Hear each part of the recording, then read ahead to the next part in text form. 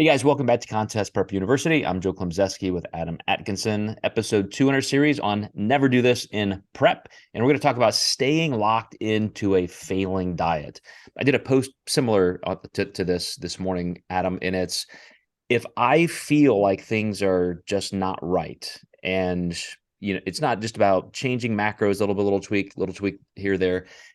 I mean, if something just isn't working and we should be concerned, then it probably takes an overhaul. And sometimes what people have reported to us as clients, this is what I've done before, this is what my experience has been, and we kind of think, okay, they got it figured out, I'll meet them where they are. Sometimes that just doesn't work, and you have to be willing to make some major changes instead of riding that same horse all the way to the finish line. Yeah. At that point, you take the show off the table to just take the pressure off everybody.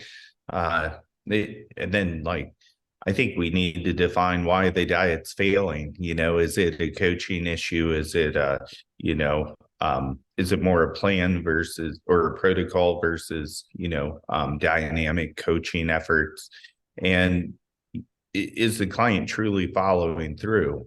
I had a client today say, I feel like I'm at this calorie level and I should be losing. I'm having a few days that I don't track.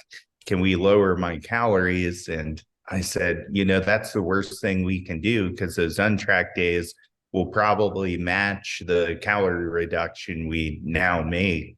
And she's not even at that hard of a caloric level yet. So I don't really want to make the diet harder on her, because it technically already is. So the first thing is not getting in that situation in the first place. Is just, it's a really slippery slope when you go off your diet once or twice and don't tell your coach. It becomes repetitive, whether you mean to do it or not. I don't think people typically mean to do this, and the bad habit just sets in.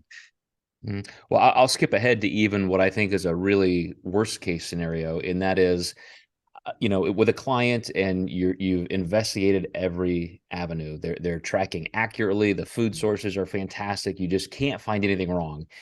And you want to see if somebody is not losing chronically. I'm not talking about one day or even 1 week, but if 2, 3, 4 weeks go by and they're just underperforming, you have to say, okay, let's find the issue, because by definition, you're just not in a calorie deficit. But you shouldn't also feel awful. And so if you're super hungry all the time and you're still not losing, then I go back to what you said. What is slipping in there that we could maybe look at? But also going back to my first point, maybe this is a person who just really does better with another ratio of macronutrients. Maybe you're overdoing it with protein and they're kind of endomorphic and they need more calories and carbs.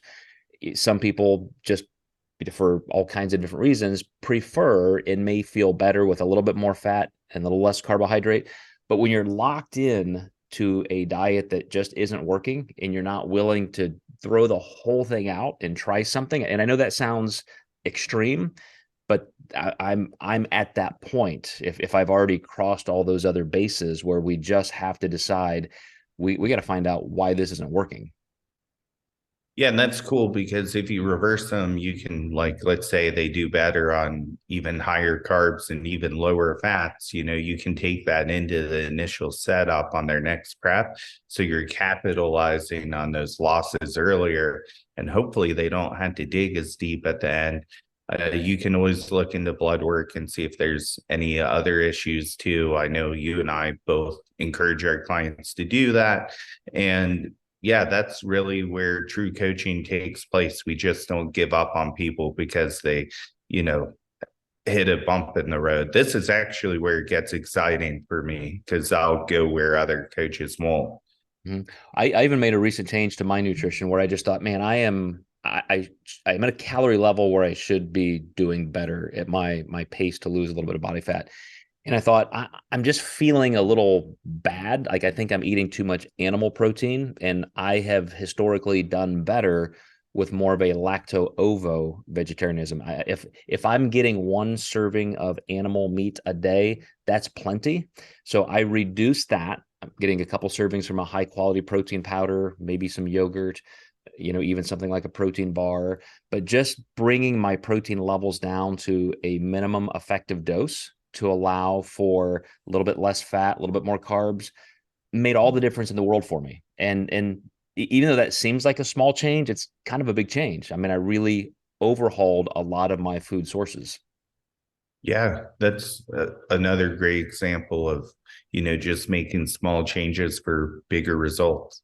All right, guys, well, stay with us. We're going to hit a couple more topics in this series, what not to do in prep. And certainly, as we've talked about right now, at the first two episodes, don't feel obligated in any way. Make sure you are maintaining your own autonomy and don't stay locked into things that seem to be failing. Be ready to make good, quick, decisive changes. See you next time in Contest Prep University.